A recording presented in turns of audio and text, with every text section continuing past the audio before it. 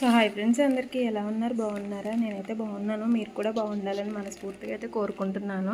ఈరోజు మాకు పొలం వర్క్ ఉండి వెళ్ళాము. ఈవినింగ్ అయిపోయింది. వచ్చేసరికి రాగానే పిల్లలు అయితే స్నాక్ కావాలని అయితే మారం చేశారు. సో ప్రజెంట్ అయితే ఏం లేవు. నిన్నైతే మా అయ్య వాళ్ళ ఫ్రెండ్ దగ్గరికి వెళ్ళారు. ఇంకా కాజు తీసుకొచ్చారు.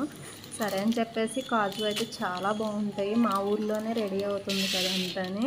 దీని ప్రాసెస్ అంతా కూడా మీరు నా ప్రీవియస్ వీడియోలో చెక్ చేయొచ్చు.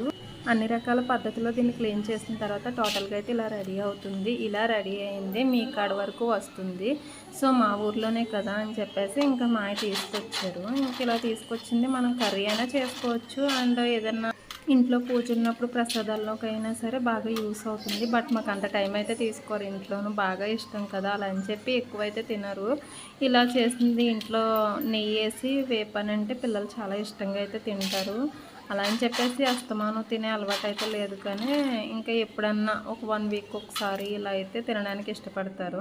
సో అందుకని చెప్పేసి నేను వాళ్ళ కోసం ఇలాగా గుళ్ళు కింద ఉంటాయి, అండ్ బద్ద కింద కూడా మనకు దొరుకుతుంది. మేమైతే గుళ్ళు తీసి తెచ్చుకున్నాము.